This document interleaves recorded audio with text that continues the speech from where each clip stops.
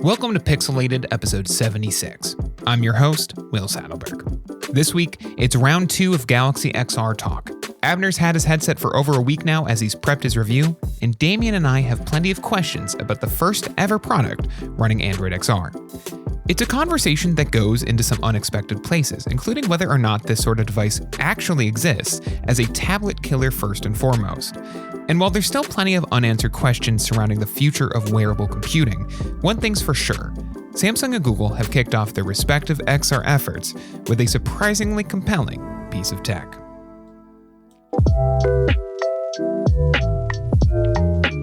So Abner, you are the main man when it comes to Galaxy XR, Android XR. I'm, as you probably, if anyone out there listening is aware, in the last couple of episodes, I'm a little bit of a VR skeptic, but I want to hear about your time with this device. It's been just over a week at this point? Like, what are you thinking? Tell me what you're thinking. The context is I've been living with Vision Pro since early last year-ish, and it's night and day difference between Vision Pro and Galaxy XR. Galaxy XR, on paper, it is a headset, but it doesn't feel like it. It feels so much lighter physically. There's both on the weight front and how Samsung designed it. It feels ironically non-immersive and has this open design where it keeps you in the environment. I've always equated Vision Pro to like entering a different world, or like when you put it on, you're operating machinery. That's how Vision Pro has always felt to me. In comparison, Galaxy XR, it feels like it's so easy to take on and off. It's so light in comparison, and you can see the real world by just looking to the side or looking down. And I think that's the big thing that doesn't get conveyed when you think of it as a headset. So in terms of you mentioned about you've been using Vision Pro, you've been using Galaxy XR as well. Have you used them concurrently over the last week and tried to do something that you would ordinarily do on Vision Pro that you wanted to do on Galaxy XR or vice versa? Or is there anything that you would like, there is some fundamental aspect of this missing? So the fundamental aspect Vision Pro has the Mac Virtual Display, which gives you 4K or a lap around screen. So there was no way that could be replicated on Android Galaxy XR for obvious reasons. So that's the biggest thing I've been missing. But otherwise, no. It's the software. You get there's actually a YouTube app. There's a Netflix app, which I find surprising. I never bothered on Vision Pro to sign into the Netflix website, and using YouTube has been a pain on it. So my video consumption is on the up and up with Galaxy XR. Does that look like it's going to be one of those things that, and I don't want to say USP because I think that diminishes it quite drastically in terms of a platform. Like, I know we talked a little bit about it before in the previous episode, Will, where we were like looking at it and thinking, is this going to be a content consumption device? Because from my perspective, that's all it feels like. I don't know. Like, I don't know if you think the same way, but yeah, the lack of I feel like the lack of controllers in the box really makes it so that it does push you towards looking at it as a way to watch movies or TV shows or YouTube videos first and foremost, and then probably into productivity, because it's much cheaper to add. Well, you can use built-in virtual keyboards and mice or whatever, right? But nobody wants to do that. But adding a Bluetooth keyboard is much cheaper than adding the $250 controllers that you would need for like real VR gaming. So I do think just like the out of the box experience immediately sort of pushes you towards, especially once you factor in apps like Netflix and YouTube being here that aren't here on something like the Vision Pro. Yeah, it's so briefly on the productivity front. I am in complete agreement that Samsung should have included a keyboard. I'm sure it would have been like $30 or whatever. Well, actually, a keyboard and a trackpad. Ideally, one that's combined. Like I know Logitech makes one that's like 15 years old from the original Google TV days. I'm looking at getting that, but mice just don't work, and mice are weird in VR. But is that because you can't get into the third dimension, as it were? There are 2D kind of productivity tools. That makes sense. That, and it's just so much scroll, so much movement that feels unnecessary. But yeah, so the productivity stuff I've been doing is checking feeds, and I did write most of my review in Google Keep of in Android XR's Google Keep. That was a nice bit of dog fooding, so to speak.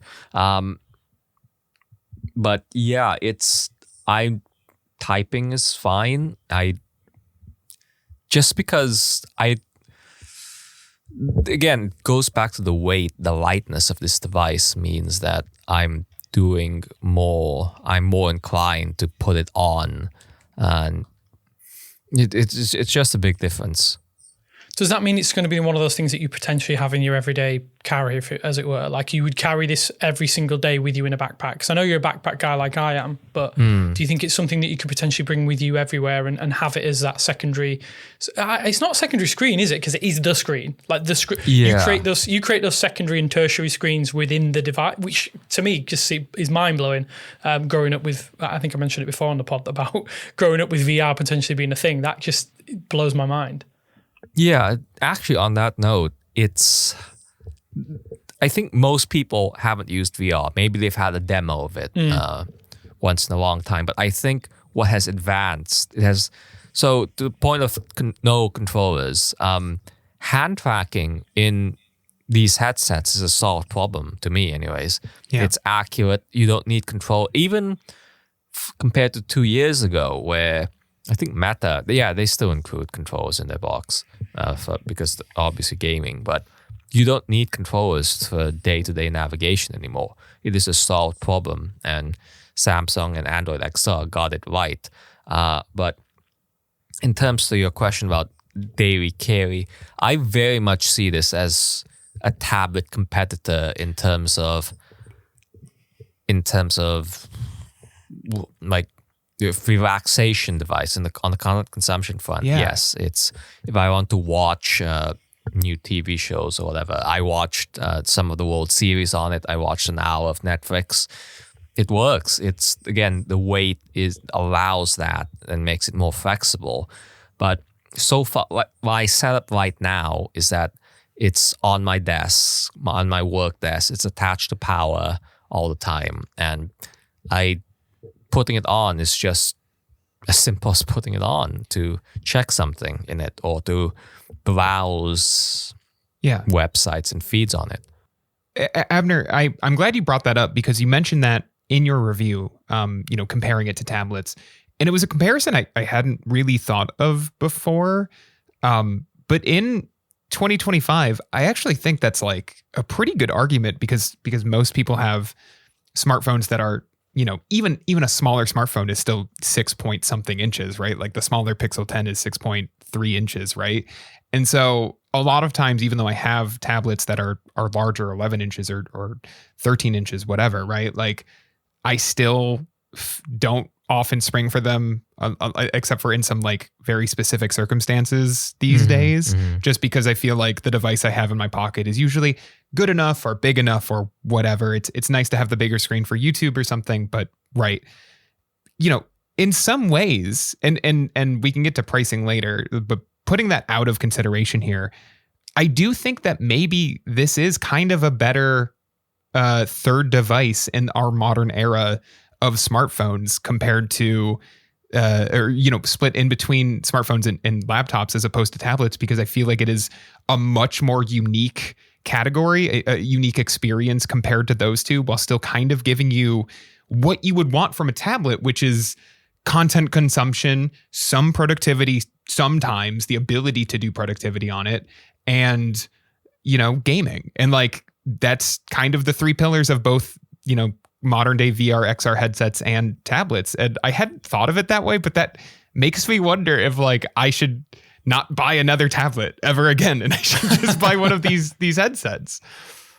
Yeah, but it's going to say I want. That's why I wanted to ask about the everyday carry situation, because with a tablet, it's slim. The profile, we're used to the profile. It just slips into your bag. Like this is a slightly bigger object. Like I guess technically you could wear it while you're walking around, but hey, we've all seen those people out in the world and they're free. And that will never be me. And I should say, in my head, I'm like, my tablet mostly stays at home, to be honest with you. I'll take it on some trips. I've never brought my tablet out. Yeah, it's am I the only guy who brings tablets everywhere now? Am I the only guy who does this? Sounds like it. It's right. Okay. So from my position, I'm thinking that in a backpack, this is the kind of thing you just throw in there, and you I don't know. I'm going to use the flight situation, because everybody seems to think that this is the perfect position for that. I kind of feel like, as someone a little bit like me, Abner, where you're on a flight, you want the bare essentials. You just take in the bare essentials on that aircraft. Do you think this is the Android equivalent of I haven't seen it personally, but online, people wearing Vision Pro on an aircraft and being productive? Or is this going to be just, I may take it with me if I can be bothered? Or is this going to be essential for you every single day? So I don't think I would bring it on a plane just yet. Yeah. Logistics wise, there are no thin cases. Everybody's cases are so thick. Yeah. So until it's something, even on Vision Pro and any headset, frankly, it's just the logistics of carrying something of a slim case or almost a paracord. I don't know. It's not there yet. But in terms of utility, so the one thing that's, again, like entertainment, the tablet is honestly the best way to think about it, because tablets are non-essential. This is non-essential. Taking it out of the house still feels like, I don't know, it's interesting. Just because you have the battery pack and that wire to the side of your head, that makes it feel so much more large. It makes it feel so much more like you're packing, you're unpacking. Yeah, that battery pack is a bit of a limiting factor, and I'd probably say to make it truly portable, ideally the battery is in the headset, but that obviously adds weight and the heat, and I kind of think that getting rid of the battery pack is like the next obvious step for these kind of form factors. So the way you're talking about it, this feels like Samsung has made a lot of really good decisions with this lighter hardware, making it plastic potentially. I know, does that include like the flexibility of it? Because I was kind of thinking that it would make it either flimsy or... No, not flimsy. You know what I mean? You know what I mean? Yeah, I know what you mean though. Yeah, and so let's talk about the displays, because I'm really interested in the displays things. Like we had a theory that working theory anyway, and we've talked about this previously, is that Samsung has upped the resolution of this device to take advantage of certain things, and obviously that potentially has had a knock on the price.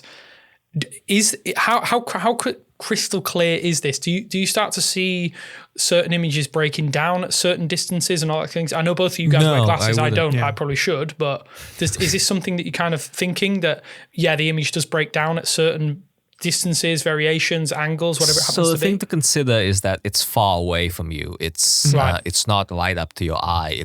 You're holding it. The display, the window being virtualized is much further than what you're holding your phone at or tablet at, or even seeing from your laptop. But that being said, 4K is the absolute minimum for this. I don't think Meta is 2560 by something, 1800 maybe. Yeah, something like that. It's not 4K basically, I think 4K is the minimum for a premium headset, especially at this price, and the product for anything approaching productivity or where you're interacting with a lot of text, including a web browser. I think the minimum is 4K. From the Vision Pro to this, the display quality has been fine. It's been great. It's the absolute bare minimum, and why I don't think I could go down to anything lower than 4K displays. That said, pass-through is not good from anybody. It is the fidelity. It is just the colors are bleak and honestly depressing a bit. The motion isn't that good. It's pass-through is the biggest limitation at this point, and that would be another thing that a Gen 2 needs to address. They honestly need to put smartphone level cameras. I think the highest one right now is like 6.5 megapixels on the Galaxy XR. So that's the next thing. But the benefit of this open design is that you can just look with your eyes. You can just look. You can look down or to the side. It took me like 5 minutes to get used to it, but it's as easy as not looking at the display right in front of you and just looking down to see your phone in full. And that's honestly better than any pass-through experience to date. Abner, it's interesting, between that and somewhere in your review, I can't find it at the moment as we're recording, but you bring up, here it is. It's circle to search. So you bring up that circle to search on the device can be used to copy text on virtual screens, but not in the real world. Yeah. And which by the way, when I sideload plug, but I'm going to have Nick Cetrich of Android Central on next week, and we talked about this example of like playing Half-Life Alyx and someone translated text using circle to search on the Galaxy XR in game, like translated Russian text. Very cool. But this sounds like a better VR headset than an XR headset. Like this sounds like all of the ways in which it excels are just like pretty standard, what we've come to expect from VR. It is just like interesting that this is the launch of Android XR, which makes sense, but also calling it Galaxy XR. And then it sounds kind of like the mixed reality aspects of it are maybe not as developed, not as far along as the VR aspects of it. So with that copying text example, which is something hilarious, because this is Android, because this is fundamentally Android, you can download the Google Lens app from the Play Store and launch the Google Lens you're familiar with on your phone on XR, and that lets you copy text in the real world, which is bloody hilarious. So that's probably coming then, right? Like that more native. It's just not here yet. Yeah. Okay. Yeah, but it's just a miss on day one not having that. Copying text is my biggest thing with Google Lens. I don't need to take the full picture. I wonder if this is because Samsung and Google have kind of realized that this is potentially going to be a device that is not, it's going to be used in your home in an office. Yeah, it's not out and about yet. So that one I can kind of, without giving them a full pass, I can kind of forgive that, because you'd be in your living room, right, and you're not going to be copying text off the wall, the paintings on the wall that you've seen for 15 years. Like I feel like maybe it's an oversight, right? It is an oversight, and I think that kind of would round out the platform, I guess. You kind of need that basic implementation. But as you say, if you can run... So talk to me a little bit about how you've been using the Play Store to bolster the capabilities of this. Because I think this probably is one of those of a few killer features of Android XR versus all of the other platforms, is that you can tap into potentially millions of applications like day one. Boom, we're done. Do you know what I mean? Yeah, so Vision Pro's imitation, for whatever reason, Apple, it was opt-in. Developers have to opt in to letting their tablet apps appear on the Vision Pro. I believe the Play Store is an opt-out standpoint, and additionally, you can access phone apps. I've honestly been using most of the apps in XR, as I've been resizing it to the phone version to be a smaller window, like YouTube Music. I don't need a widescreen YouTube Music. I've been placing phone-sized windows allow you to see more. But to what you were saying, the app, it's just like having your phone in XR. The experience is remarkably similar. It feels like Android apps in a way that obviously it is running Android under the hood, so it's native. But like compared to say Chrome OS, how they emulate, though they've gotten slightly better, it feels so much more natural. It just feels like an extension of your tablet, your phone, etc., etc. So on the apps front, very few apps are optimized for XR. Like in terms of like an actual XR, instead So most apps open in tablet UI. It's just the tablet UI you're familiar with on large screen Android devices. That's how they open in XR. I think the one Google app that's optimized is Google TV. It has this home screen that makes use of large floating panels. Apps like Google Photos and YouTube, you get XR optimized UIs once you're viewing content. They're like in YouTube, they're floating controls for the play and the description and your up next cue. That's all fine. I'm perfectly fine with tablet apps, honestly, in XR, and even happier when I can resize them down to phone sizes to be more compact, I guess.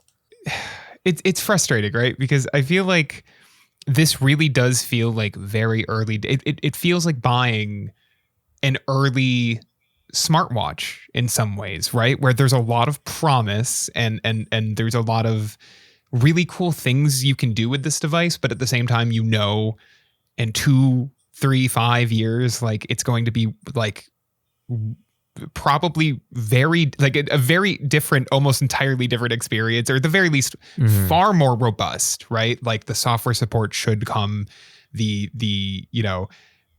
of the shortcomings, the circle to search example, should be filled in a little bit more in a way that I think makes the price of this difficult to swallow. But to your point, Abner, it's to accomplish, to bring that price down, you'd have to start scrapping stuff like those 4K displays that you're saying are bare minimum for this sort of experience. It feels very like rock and hard place, and like this is in some ways for enthusiasts and early adopters more than anybody else. But it's a pure Gen 1 device. Absolutely. And honestly,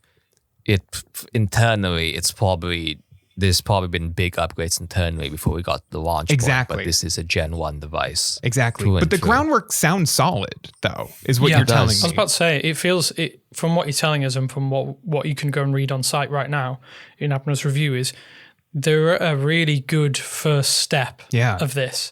And like I say, I said right up top, I am skeptical about this. I think that, as you say, it is a very niche product. It is for the hardest of hardcore Android people. My biggest concern would be, where is the real value in this apart from content consumption? But it sounds to me that as the way that you're using it, and I know you are a hardened tech user like Will and myself, is that you're getting a really good blend of smartphone, tablet, and then potentially this XR/AR option as well. Like the ability to use mobile UIs within a 3D space, probably it's like it works, right? We're so used to seeing mobile UIs for those things like Pocket Casts, I imagine, which is probably my most used application, and I can make a whole podcast on that. You have YouTube Music, which like you say, you don't need a huge major jukebox style interface. You can just skip, play, whatever. It doesn't need to be that, and I think that could be a real strength that I hadn't anticipated. So just tell me a little bit again. I want to know some of the smartphone applications that you found work in this form factor that you didn't expect. Like, because that to me seems probably one of the most fascinating aspects. Yeah. So YouTube Music, Google Keep. So it's funny. It's back to an earlier point. Most people haven't used VR, and the basics of VR have gotten so good in the past, let's say 5 years. Something like window resizing is secretly cool. And so my example is this. I was using Google Keep to write my review, but it was the screen was a bit wide, and I had to go left to right, especially foveated rendering and all that. So I just pinched and shrunk the window. That felt like I was manipulating like a physical. It felt like an impossible thing that you can't do in the real world. I don't know. That felt mind-blowingly futuristic, but at the same time, you do it once or twice, and then it becomes a norm with which is the case with all technology, and for better or worse. I've loved having a floating Google Keep window to add my thoughts to expand my review as I've been using it during the review process. YouTube Music, YouTube TV. Like I said, I watched the World Series. The Netflix app is a secret win. I'm sure Samsung is paying them a lot of money to do this, and I doubt it will be on other Android XR headsets in the future. Because the fact that it's in the Galaxy Store, it's updated with the Galaxy Store. I'm sure this is an arrangement. Let's see what else have I. Chrome, obviously that's a big thing. No, Chrome is not powerful enough. It's a tablet version, and I don't know. I just wish they bring over the desktop version. Hopefully, the processor can support it or whatever. But I don't know. I've been sticking to mostly Google apps. I did download the MLB app for World Series stuff. That was fine. It was a full screen, one of the few full screen apps, game-like. I haven't really dived into games, but there's like Job Simulator or whatever it's called. But yeah, I haven't used it in the gaming context. I do have the controllers though. Oh, nice. I was going to ask. And they work fine. It's kind they're of VR nice controllers. They look like all VR controllers. They are VR controllers, but at the same time, I just like using one to like move around has been nice. That's cool. I want to ask, when you're using all of these applications, running them, are you running them? I know you mentioned about using mobile applications. Have you not seen any slowdowns? Because I was a little bit concerned that this chip it's technically a 2-year-old chip that's been upgraded for, I think it was a refresh earlier this year. I'm not sure the exact time frame. But so the Qualcomm's XR2, exactly like the Wear OS stuff, it's not as a cutting edge or advanced as the phones, which get major yearly updates where process shrinks, node shrinks are the norm. So XR headsets aren't there yet. It's fine, but let's say compared to Vision Pro, which is running a 3-year-old M2 chip, I do hear the fans a bit more. I'm not sure if that's a chip or if that's just Android in general being more process intensive, but you do hear the fan. When you're not playing audio, it's fine. It's a hum that it is close to your face, so keep that in mind. But you can ignore it. But when audio is playing, it's kind of annoying. How does that compare? Because I haven't used either of these. How does that compare to something like the Vision Pro? Vision Pro is basically silent. Okay. I've never heard the fan even when watching like a movie or whatever. But that's fair. Yeah, that's a bit. I know the thing that Apple did was they split the main processor, the M2 and now the M5, with something called the R1, which is optimized for the XR stuff, the cameras, the pass-through, that kind of stuff. Splitting it might have been a good idea because like right now this Qualcomm XR2, it's not the fastest CPU by far. It's not using Orion cores or anything like that, so that's a bit unfortunate, especially when you're paying this much. We'll get to the price in a second. You want the cutting edge, and the chip doesn't feel like it. Real quick, since you brought it up, I didn't know this until genuinely right before we hit record. Did you guys know that the M5 Vision Pro is like significantly heavier than the M2? Is it? Yeah, no, it's the same weight. The actual headset is the same weight. Okay, but the strap, they changed the strap. But did it like add 150 grams of weight? Because that's the difference between the two. It's an intentional weight because it's a counterbalance. Okay, it's like a fulcrum. Okay, that makes more sense. But I'm told you don't fear it. That's fair. That's good because I mean, you look at these weights and it's, Apple now says 750 to 800 grams, and the Galaxy XR is 545. Like those are crazy numbers. I would need to test them next to each other. I believe I remember the strap design. I did forget they changed that. It wasn't just the processor, but man, the actual headset have to itself is identical. Yeah. Right. So the overall weight, I should say, has changed of that you're putting on your head with the strap. But that's a lot of weight. No, it's for something that's already heavy. In compare Galaxy XR, in comparison to Vision Pro. Vision Pro is so over-designed. The screen in front where people can see if you're looking at them to pass through, that's absolutely unnecessary. The fact that it's metal is absolutely unnecessary. There's no structural integrity issues here. So does it feel worth the money? Does it feel like it's worth the price of admission for what, $1,800, maybe $1,800? Yeah. So on to the value point. Yeah. Again, this is an enthusiast device. This is a Gen 1 device for all intents and purposes. Going in, honestly, I bought the Vision Pro because this is last year, because this is something I've been waiting for in technology. I wanted the highest end device possible to see how far AR has come. And in the past year, it hasn't taken my world by storm. Right. I use it to watch TV shows. Like when Severance was streaming for 10 weeks, that's the device I always used it to watch. And there's a few other shows like that. But it was just too heavy. It was just too... Putting it on was like an experience, and it really shouldn't be. So I was kind of down going into the Galaxy XR. I was kind of down because of my Vision Pro experience, because of living with it. But now I am so much more enthusiastic about this form factor, about this specific form factor. This, again, light design, open, not immersive design. It's a full 180 for me. There's a way to make headsets that are great, frankly.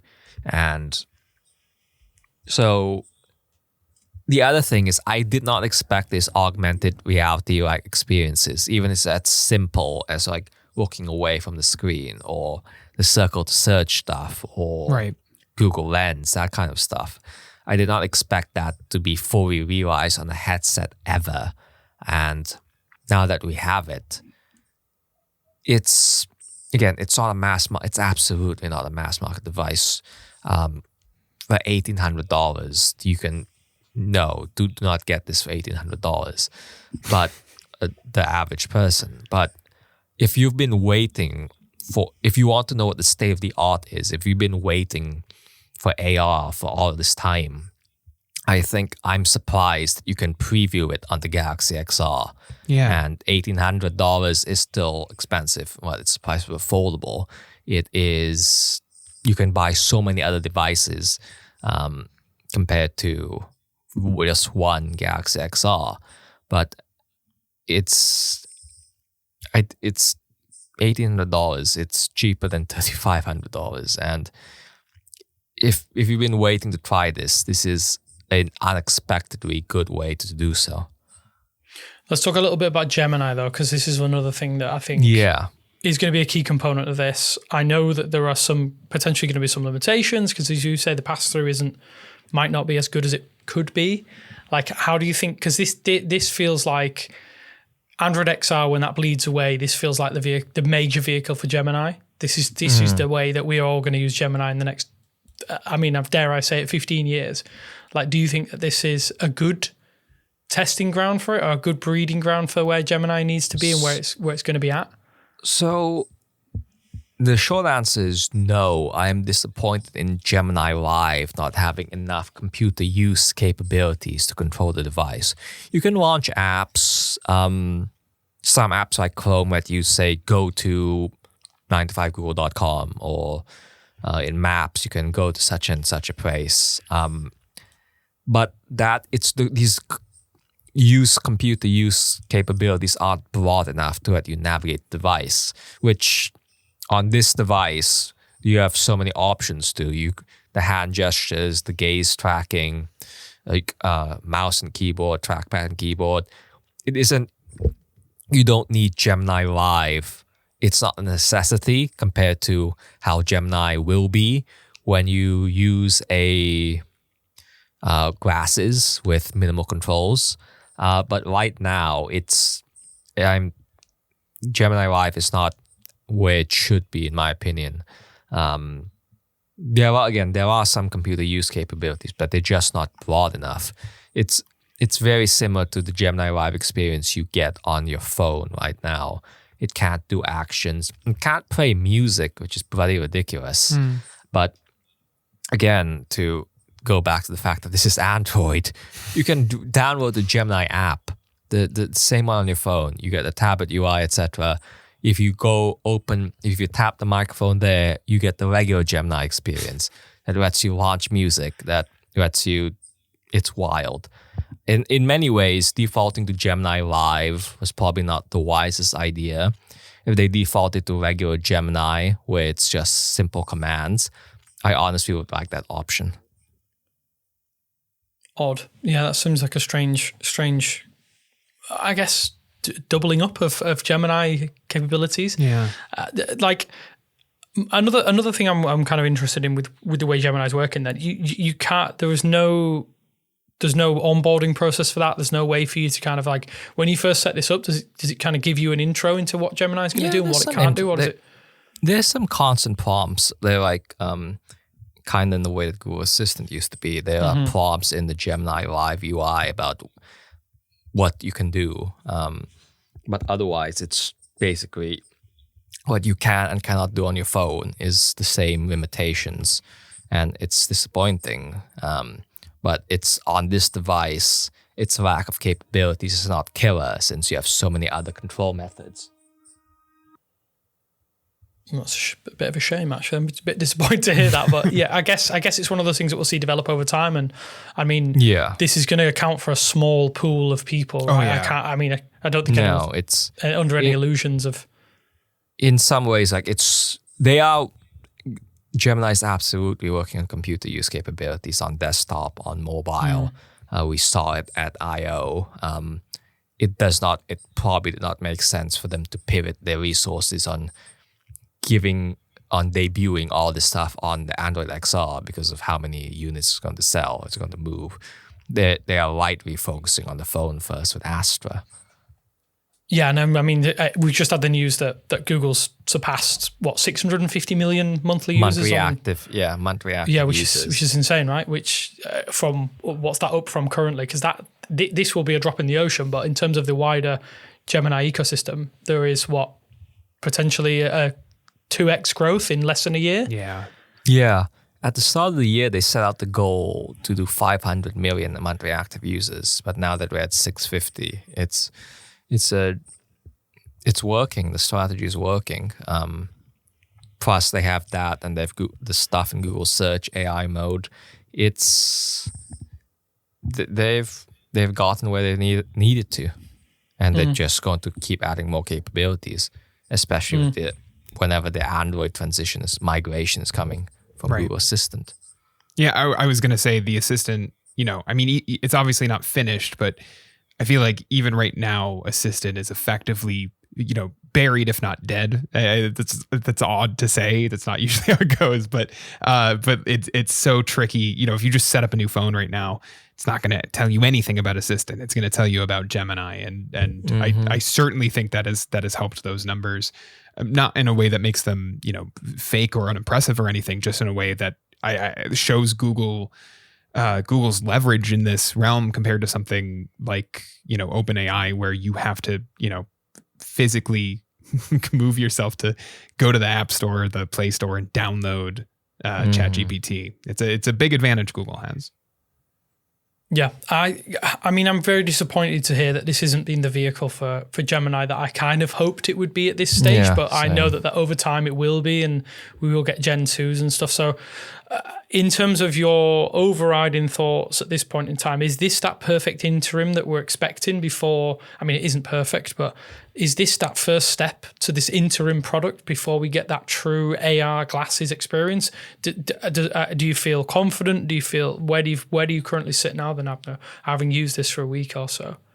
So on the Android XR front, it is solid. The Play Store is an advantage to it. It's a Gen 1. It's the first version of any operating system.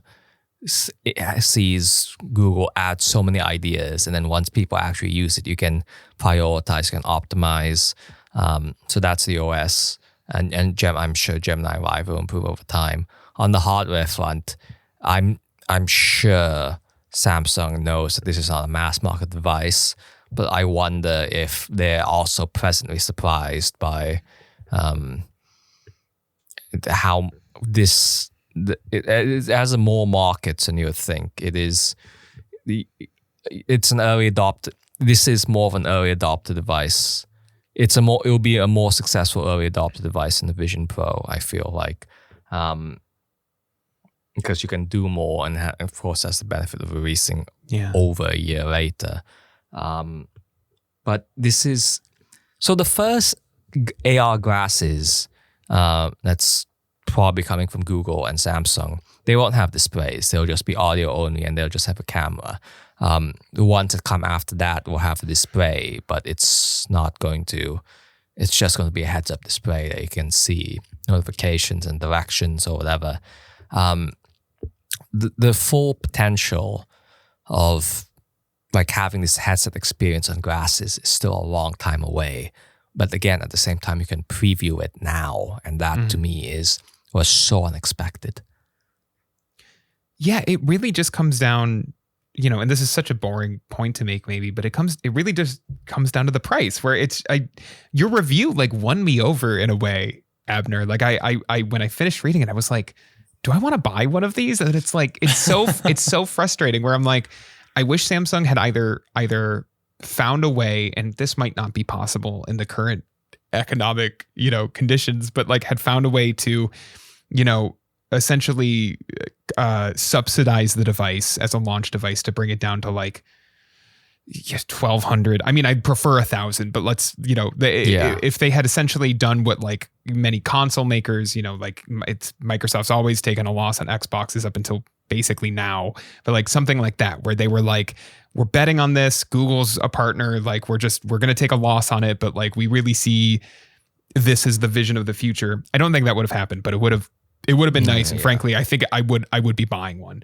Or if they had done, a $2,000 package instead of $1,800, but it came with the controllers, the case, like it felt a little bit more like a keyboard, to your point, a keyboard and a trackpad. Yeah. It felt a little bit more like, look, it's a lot of money, but you open the box and you have everything you need to have this, like the best experience you can possibly have in this world in 2025 in this mixed reality world. I feel like, again, I would have been a little bit more tempted, even though that's a lot of money. Like it would have felt a little bit more like a value. And where they landed in this weird $1,800, but really $2,050, but really, if you want the case, for up to $2,300 or whatever, and then tax, it's like, man, I just can't. It's too much for what it is at the moment. I really wish there had been just like a little bit more shaved off the top, and I'd be there. But that makes me really excited for either, hopefully this isn't like foldables and we really do see these prices come down a little bit, or maybe $1,000 device from another manufacturer that like cuts just enough corners to still get you a really good experience, but one that's a little bit more affordable. Yeah, I'm just pleased that this product has not kind of flopped on arrival. They've not overcooked it. They've not undercooked it.